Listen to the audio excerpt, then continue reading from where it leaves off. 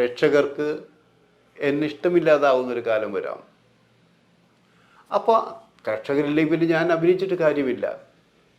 അതല്ല, എനിക്ക് പൂർണ്ണ ആരോഗ്യത്തോടെ എൻ്റെ ഒരു 100 വയസ്സായപ്പോൾ എനിക്ക് പൂർണ്ണ ആരോഗ്യമുണ്ട്, ആ 100-ാം വയസ്സിലും പ്രേക്ഷകർക്ക് എന്നെ ആവശ്യമുണ്ട് എന്ന് തോന്നുകയാണെങ്കിൽ ഞാൻ തീർച്ചയായും അഭിനയിച്ചിരിക്കും. പക്ഷേ ഏതെല്ലാം റോളുകൾ, ഏതെല്ലാം സിനിമകൾ എന്നുള്ളത്. അപ്പോഴും നിങ്ങൾ ചോദിക്കുന്നു, പഴയതുപോലെ ലാലിനോട് മത്സരിച്ച് അഭിനയിക്കുമോ എന്നുള്ളത്. ലാലിനോട് മത്സരിച്ച് അഭിനയിക്കുമോ എന്ന ചോദ്യത്തിന് അപ്പോഴാണ് നമ്മൾ ചോദിക്കുന്നത്, അങ്ങനെ ലാലിനോട് മത്സരിക്കുമോ? ഉണ്ട്, അവിടേക്കാണ് നമ്മൾ പോകുന്നത്.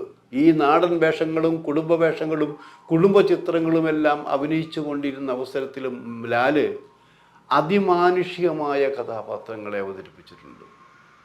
അവിടെ നമ്മൾ പരസ്പരം പറഞ്ഞിട്ടുണ്ട്, ഈ അതിമാനുഷികമായ കഥാപാത്രങ്ങളെ അവതരിപ്പിച്ചുകൊണ്ട് പ്രേക്ഷകരെ വിഡ്ഢികളാക്കുകയല്ലേ ലാല് ചെയ്യുന്നത് എന്നുള്ളത്.